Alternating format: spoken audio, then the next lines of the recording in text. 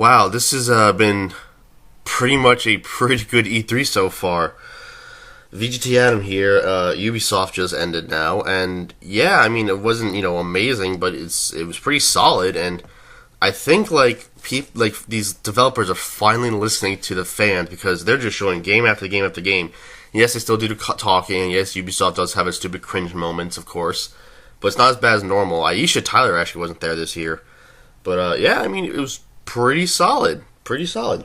So it actually started off with Mario plus Rabbids Kingdom Battle, which is that new crossover game that's was like a tactical shooter, I think.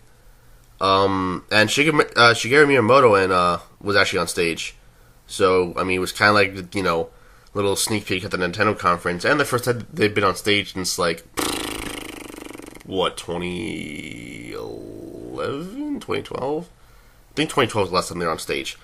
So yeah, the game looks really interesting. It might have that stupid Rabbids humor, of course, because they were the first minions.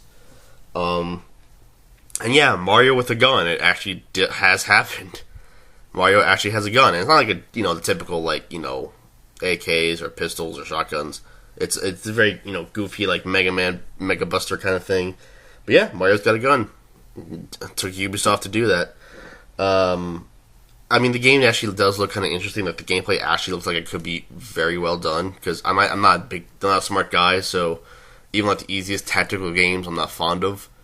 But it looks like this would be actually a really good tactical game. Which you think tactical with Mario and tactical with Rabbids doesn't work together, but hey, if they can make it work, they can make it work.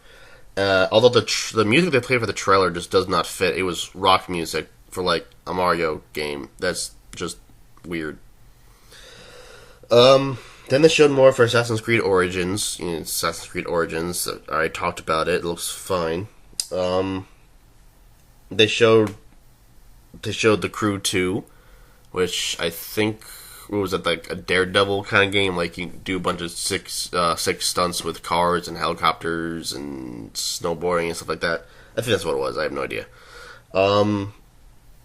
They showed more for South Park: The Fractured Butthole, which does look like it could be good. It could be good because Stick of Truth was pretty good.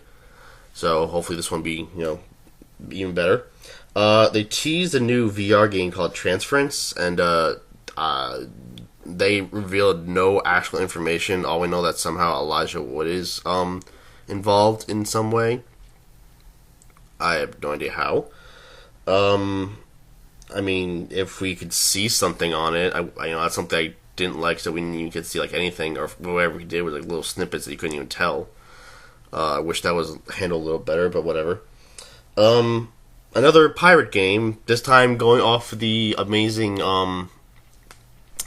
boat combat in Assassin's Creed 4 Black Flag, in a new game called Skull and Bones, which seems like a online pirate, not online, but I mean, I'm sure it's gonna have online because co-op's mandatory at this point. But Skull and Bones, yeah, it's another pirate game, and it's not like cartoony like Sea of Thieves. This is probably like a more realistic thing since it's going off the Assassin's Creed boat combat. Plus, I'm pretty sure they're doing more too. But I mean, hey, if they've worked in that game and they can improve in this one, yeah, it could be good.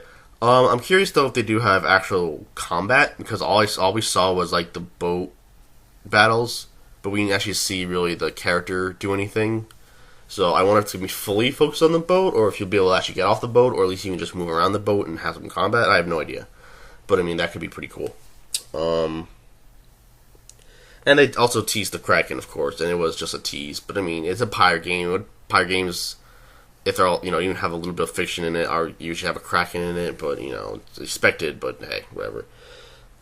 They did Just Dance 2018, and they bought, was it BB Rexa, whatever, on stage. I mean, she's relatively new, so she seems okay, and it's not as, stupid as Jason Derulo that one year, what was it, 2015, that had him on. Ugh. She seems okay, and then, Just Dance is Just Dance. I did actually play it before, and it is fun, but it's definitely more of a casual thing. I mean, yeah, it's just another one. It makes them money, whatever. There was a South Park mobile game announced, which is a phone destroyer, which just seems like whatever they've been doing for Stick of Truth and Fractured But Whole, but now on your phone. So now you can listen to all the F-bombs dropped on the go, and have all the you know, the great humor that comes in South Park, you know, on your phone for everyone in the public to see how disgusting you are. I mean, the combat seems, you know, another like RPG, either tactical or turn-based or whatever, but it's on your phone, so it's probably gonna be less and probably have more microtransactions with it. But you know, it's the day and age we live in. It's stupid, but we have to deal with it. Starlink Battle for Axis was like some kind of like deep space dogfight game, which hey, that's pretty cool. I mean, it's like you like Star Wars games, but you don't like lightsabers. I don't know why you would, because lightsabers are the best thing, in my opinion. But hey, if you like the space battles, here's your game, Starlink Battle for Axis. Just a bunch of space battles, and it seems like it'd be pretty cool.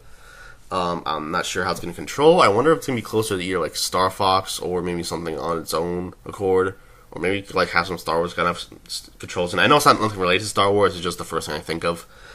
And then they showed Steep, which I think that was that open world sports game. I have no idea. I haven't heard anything about it ever since it originally was announced, and even then I don't remember if that was last year or the year before. But yeah. They had the expansion, which was the Road to the Olympics. So basically now you can practice for the fictional Olympics instead of practicing for the actual Olympics. Awesome. And then they showed Far Cry 5, a really quick tease of it, and a little bit of gameplay. It's Far Cry, and all the people getting up in arms about the controversy seem to forget that it's fictional. Stupid bastards.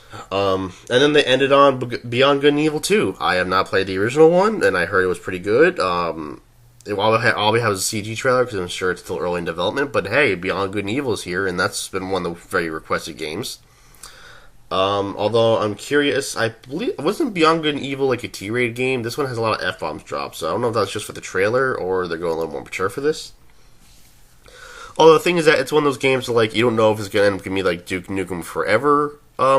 We've waited for it kind of thing, or more like Final Fantasy where we've waited for it kind of thing where. Is it gonna be like Duke Nukem, where it was been so long that it's gonna turn out bad, or is it gonna be like Final Fantasy 15, where it's been so long but it still turns out relatively well? In my opinion, I think that I actually like Final Fantasy 15. I don't know why some people don't, but whatever. Is it gonna be one or the other? Is it gonna like satisfy as many people as it can, or is it gonna disappoint everybody? No idea. We didn't see any gameplay whatsoever. We just know it takes place before the original one. So yeah. So I mean, yeah, the conference was pretty good. I mean. Like I said, the cringe was just the Just Dance, and it's always cringy. The announcers, I think, a little bit before, are just like way too excited for everything. You can tell they just get paid for it. I think. Aisha not being on stage is. I mean, I never had a problem with her before. She made me laugh once or twice, but never like crack up. And she wasn't here this year either because she was busy or just didn't want to come back or they didn't want her back or whatever. But yeah, it was pretty solid. They also followed the previous year's Sony how they did it, and this year's Xbox how they did it. Just do game after game after game with little to none announcements. I mean, little to none talking.